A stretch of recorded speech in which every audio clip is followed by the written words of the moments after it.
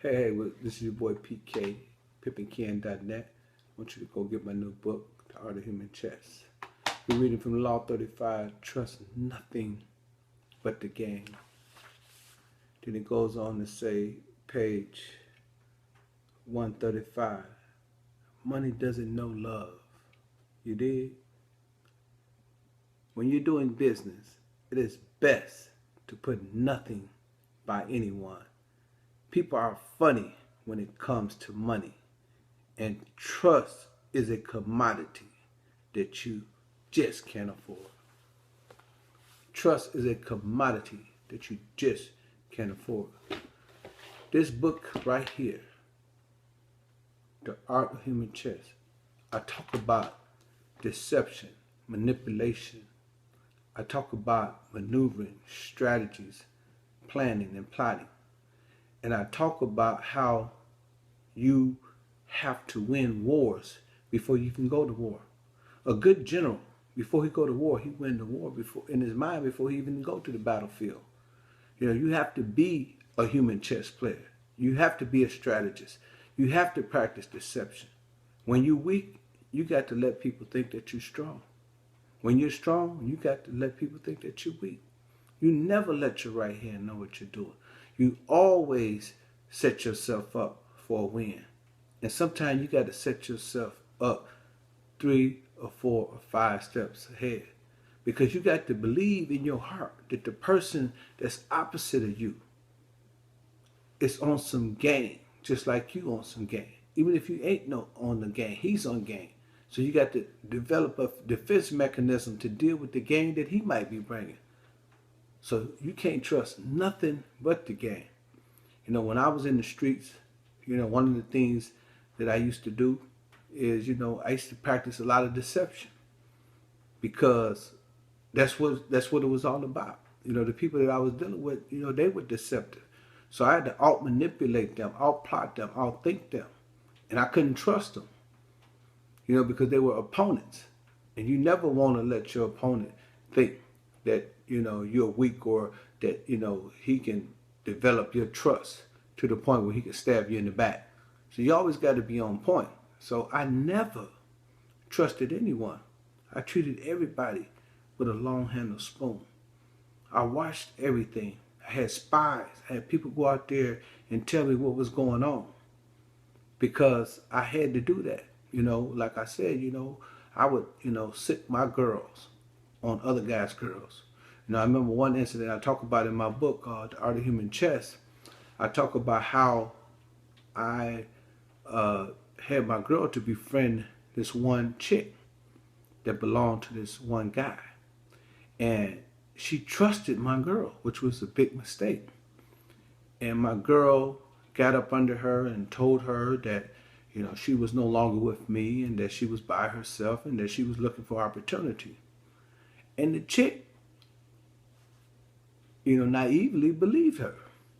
So one day my girl asked her to use the phone and she called me and I called her back and she called me and I called her back and she called me and I called her back. And what we was doing, we was establishing a call log. And the purpose of that was because my girl then told her, look, my man is going to call your man and tell your man that you've been in his business. And he's going to use the phone calls to prove it. The back and forth. You calling him and him calling you. And so the chick was very nervous. But her biggest mistake was she trusted somebody that was with somebody else. She got caught up in the trap and she had to pay for it. But she ended up liking him because she ended up with me because she couldn't go back to the dude because I told her to choose up or get bruised up. So she chose me and, we lasted for a long time. She was down with me for a minute. But from that point on, she had the game. She never trusted nobody else. I talk about another incident, where, I used to ride down and I had a partner. He was a white dude, He was Mickey. His name was Mickey, but he was really Puerto Rican. But he looked white. And he would go pick up girls and, take them for rides and stuff like that and, drop them off and say, hey, get out of my car. Get out of my car. I don't want to be with you. And the chicks couldn't understand it, because they thought that he was a trick, but he wasn't.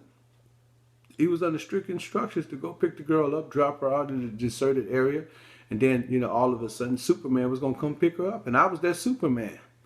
And I would come pick her up, and I'm like, wow, honey, are you okay? I mean, you're in this strange area. You don't have no ride or anything. And she'd be like, can you call me a cab? I said, well, that's impossible. Cabs don't run out here. But if you want a ride, I'll give you a ride. But she never knew, that it was a plot. She never knew that she was being deceived, that she was manipulated into getting in the car, and that dude never wanted to spend no money from the get-go. He just wanted to take her to where I told him to take her to. And she got in the car with me. Didn't even know me from a can of paint. But once she got in the car with me, then I exposed to her who I was. And once she found out who I was, she realized that, she'd been played because she put her trust in the wrong thing. Even if somebody do drop you off in a deserted area, the first thing you're supposed to do is try to get, to some light as quick as possible. You don't go from one bad situation to another bad situation. She trusted the one dude, but she shouldn't have never, let somebody take her to a deserted area anyway.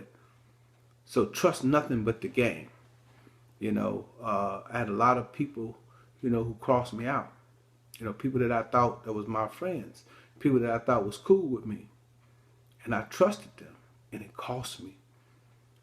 I got a chapter that said, with pimping again, friendship ends. When anything begins, friendship ends. Because there's no friends in this game in reality. You got associates, you got partners, you got running partners, you got, cool people. But friendship, it goes deep. And, you really have to be around somebody for some years to really trust them. So, yeah, trust nothing but the game. We're going to the next chapter.